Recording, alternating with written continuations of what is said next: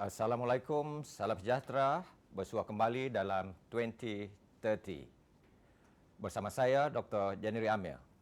Untuk pertama kali kita bersiaran dari luar, dari Grand Margarita Hotel di tebingan Sungai Sarawak yang begitu indah, berlatar belakangkan Dewan Undangan Negeri. Jadi kali ini, kita nak memperkatakan isu yang hangat, bukan saja berkaitan dengan politik di Pakan, di akar umbi, tetapi juga bagaimana agaknya isu-isu yang menyangkut politik kaum Iban, khususnya di luar bandar. Jadi untuk itu, kita jemput tidak lain tidak bukan pemimpin politik, ahli politik yang begitu hebat, Tan Sri William Mawan Ikom. Terima kasih Tan Sri kerana dapat luangkan waktu bersama 2030. Terima kasih. Saya sebenarnya dah cuba menjejaki Tan Sri untuk sekian lama. Tapi begitu sibuk kelihatannya, saya difahamkan setiap kali saya telefon, Tan Sri berada di Pakan. Hampir 2 tahun. Apa sebenarnya Tan Sri lakukan di peringkat akar umbi ini? Pergi ke rumah panjang sekitar 100 rumah panjang di Pakan itu. Well, itu memang betul, doktor. Sebab ya selama 2 tahun lebih, after 2016. Jadi, I have no other formula. I have no other philosophy, whatever it is, when it comes to politics. As I understand it, jadi, I have to be on the ground to try to see what actually is happening from perspective of orang kita, what actually they want.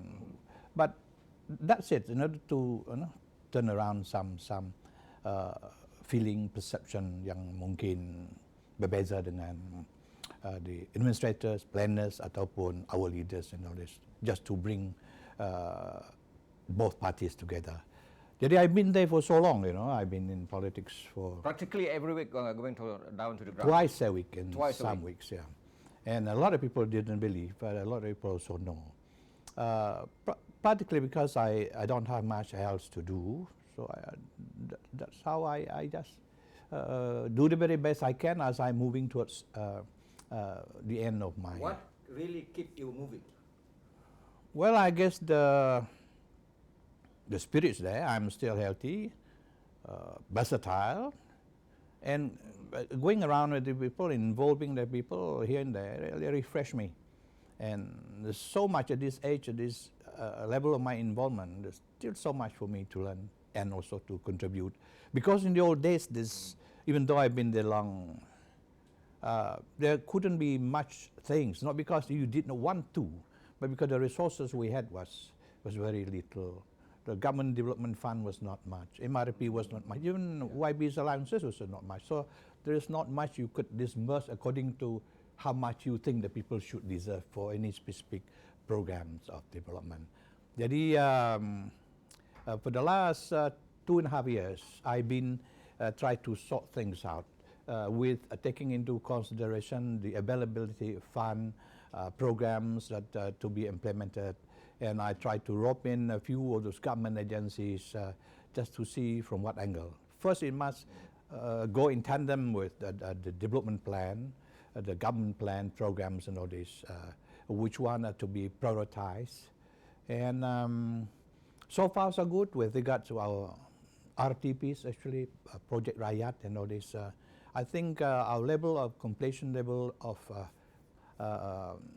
contribution to what is planned is very, very admirable. Okay, you have been moving actively on the ground for the last 2 years.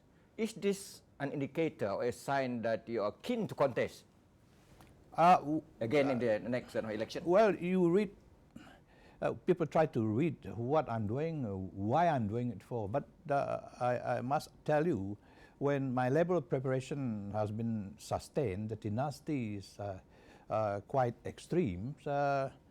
I guess I'm qualified to say I'm quite and very prepared, in fact. But the decision is not mine. I still remember what you said in 2016. If boss tells me to jump out of building, I will ask, from which floor? Do you still stick to that statement? Well, let me refine again. If my boss tells me, Mawan, you jump from that bangunan, my only Are you question... prepared to do that? Well, I'm going to repeat to you again. My only question to my boss, which floor, sir? Which floor are you prepared to jump? It descend. It's Because you're fourth going floor? to die. Because your level of loyalty is measured by your preparedness, not the way you try to answer back and ask why. But based on what you're doing on the ground for the last 2 years, it seems that you're not prepared to give the seat. You're still prepared to, to contest. Well, You are have not to, prepared to jump, out the building. you must have option to yourself. You open it up. The way you do is for the people. What you contribute to people, not to yourselves. Now again, the boss is the boss. He will have to decide based on what strengthens him, what ensure that the whole process, the whole team, the whole plan still work for the people. If I'm standing in the way, then I should be removed. If I'm still contributing to the overall team to ensure that I don't have to jump, I don't have to jump. If I sort the problem, I jump.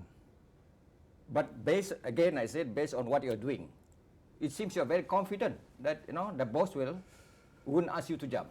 Well, you must. You have been in politics for 30 years. Maybe now I'm quite confident with myself.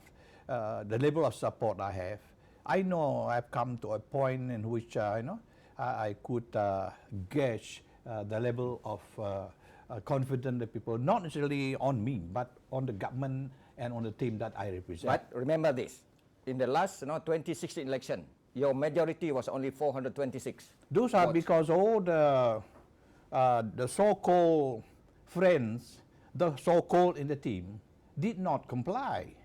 They did not play the game. And that was the time when I was so susceptible. The exposure is so great because I did not belong to any political parties. So my background was such that, I was a little bit,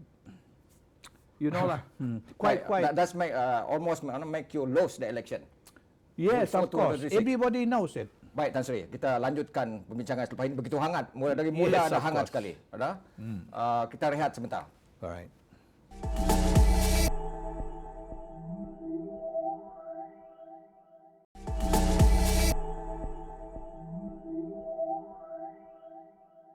Baik, waktu rehat tadi Tan Sri katakan apa yang telah berlangsung selama 8 minit, itu dia kata 1 minit, begitu hangat. What make you think that, just in case you'll be contesting again, what make you think that you can improve the performance in this coming election? I've observed levels of support. The most unfortunate thing about politics, you must win. Most unfortunate things about politics, you find ways and means to please people, to make people cooperate, to make people like you, however short that be, at least during the time of Do you voting. think people like you on the ground? Personally, a lot of people like me. Yes. But the chain of command or various groups for every parties or whatever that constitute the overall support is quite fragmented. So they still listen to that chain of command or call from somewhere else. So if I have to gauge myself the level of support I prepare, I can trust that they like me. Despite the fact there's a finding, telling the whole world that Pakan is one of the poorest areas in Malaysia. You don't ask how do you defend that? You don't ask my opposition. Well, what have you done to Pakan for the last, You don't ask my enemy. few terms? Well, fantastic. I give you one fact. Okay, Pakan is known to be the greatest producer of paper. Based on census 2016, 17,000 hectares of paper in the country. Out of that, 16,000 in Sarawak. The rest is Sabah and Johor. Now, Pakan got 2,000 hectares of that paper. Hectares, and involving 3,490 metric ton, worth 109 million. We have only about, at the most, I guess, 17,000 population. Now, when we have 5,800 people involving in paper with 2,000 hectares, and output or the revenue of 105 million. Tell me, how can we be poor? Electricity is 97%, road is 97%, water 62%, and more on to be constructed left and right. And what about our cash crop like palm oil? What about our garden, our plantation, our rubber? Huh? So forget about the subsistence farming, the subsistence living we have. Nobody plant rice now. And nobody in Pakan is having their longhouses on steel anymore. All concrete. Now, for anybody to say Pakan is the poorest district in Malaysia, I think this is a bit too much. So what you're trying to say is the finding is unjustified. It's all design. It's all lie. No, I think the report that's done, the compile, whatever it is, I don't know what sort of indicators they're using, what sort of methodology. I would not question. I'm not a professor. I'm not an anthropologist. I'm not an economist. But the thing is, come to Pakan. For those professionals who like to come in Pakan and engage, let us compare and contrast. I'm going to pay for their bill. You are prepared. You are prepared to do that. Come over and see, and then justify your comment. Because for the good side of it, probably I would benefit. But don't go and have that sort of a wild accusation. Well, okay, right. I want to ask you a very specific question. Personally, what have you done over the years to transform Pakan? That's what I just mentioned to you. I've just mentioned. Roads are everywhere. None of the longhouses is left without road.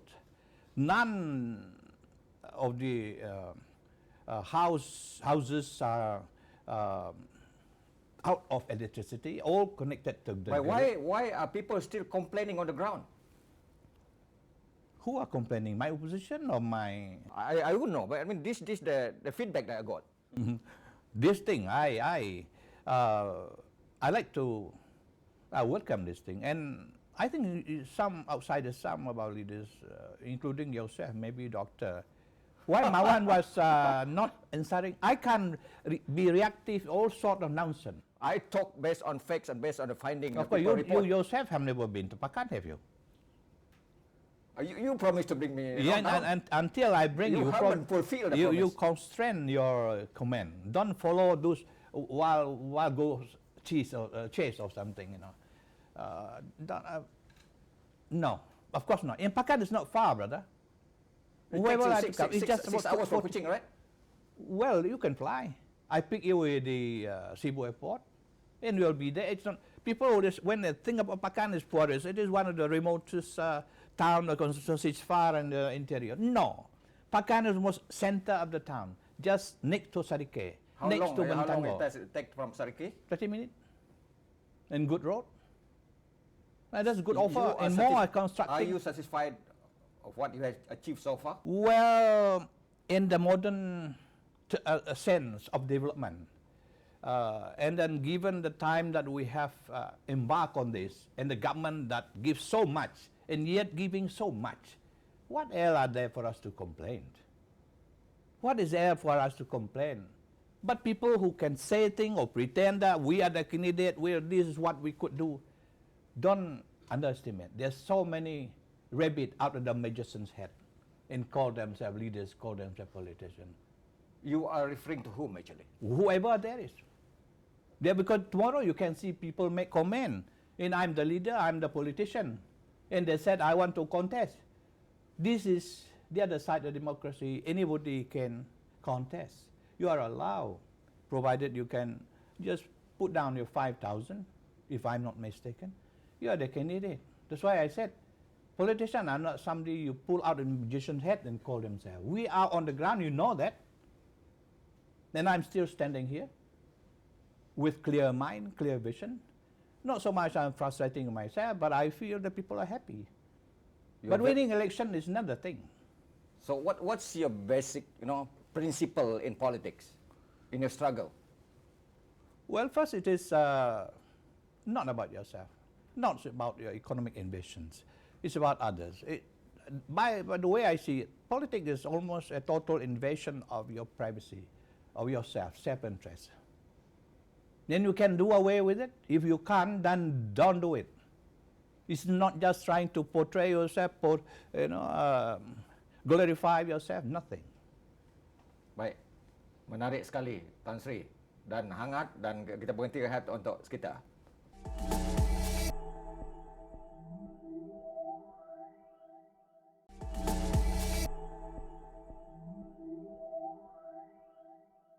Tan Sri William Mawan Ikom, pemimpin politik yang hebat, tapi ironinya pernah menjadi presiden SPDP, pernah menjadi presiden TRAS, kini menjadi adun biasa. Looking back, any regret for what you have done, or you have made blunders in your political career? Not blunders. As probably, if it is seen from my personal perspective, I'm no longer in power. I'm no longer as property president. If you must be the president in a bad position, but no, because I was in for a cause, political cause. I was in SNAP at the time when members of the Dayak professional left the party for their own reason, their own reason. They can't be just be played around, whatever it is. When this group left, then I was leading a group of professional Dayak to come in. But during that time also, things would not improve, didn't improve.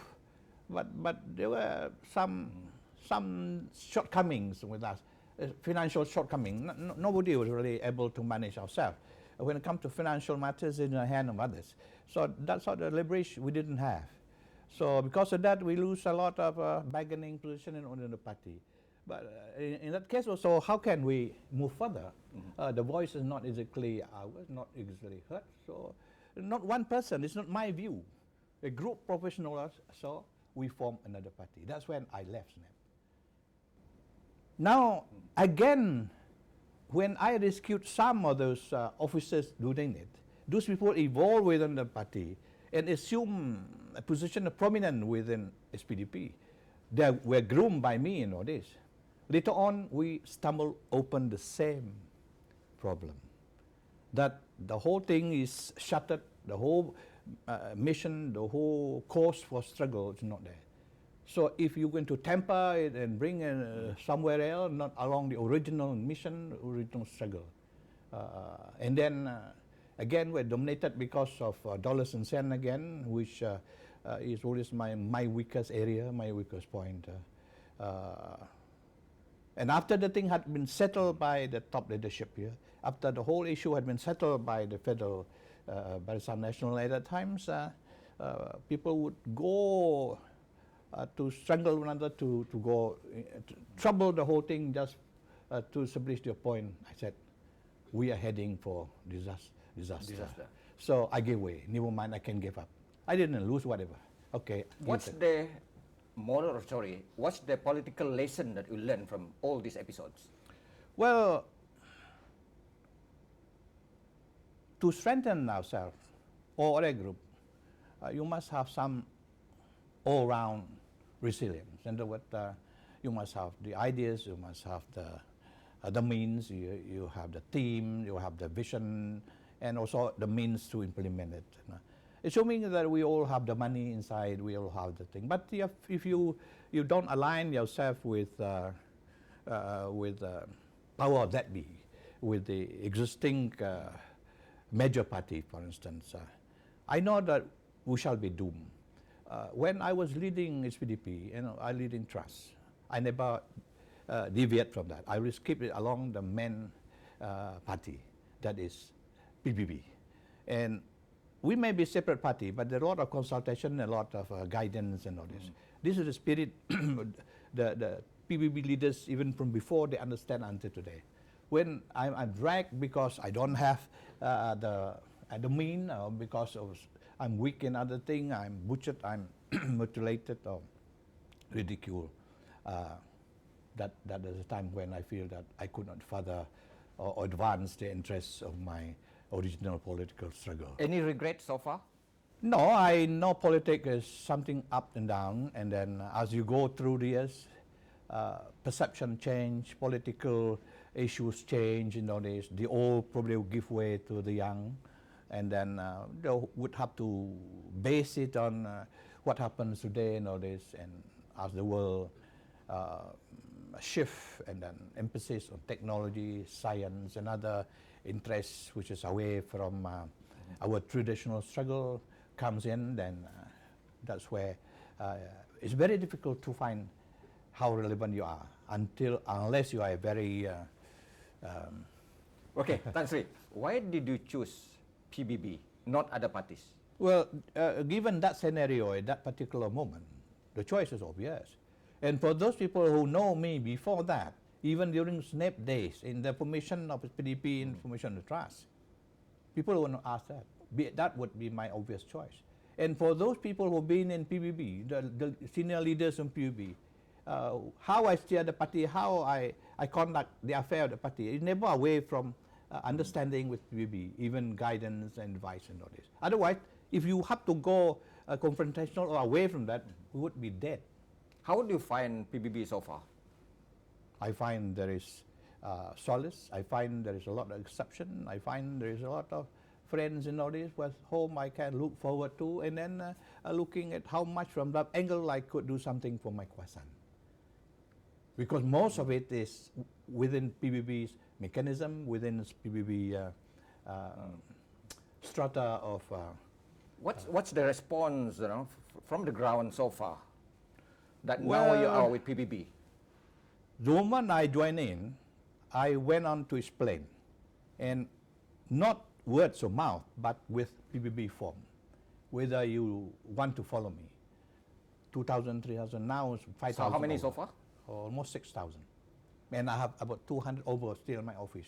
I'm going to hand over that in spite of whatever, I'm the only one that bring more and more PBB members. With all this response, positive response and support from members on the ground, I think you're sure to get bigger majority this time? What I mean is whatever I've been doing all this while until today, including recruiting members. And that is done in the hope that I would be able to consolidate PBB as a party, my party, and then GP's position as the ruling government. Baik, Tan Sri, kita berhenti rehat dan kita lanjutkan pembincangan selepas ini.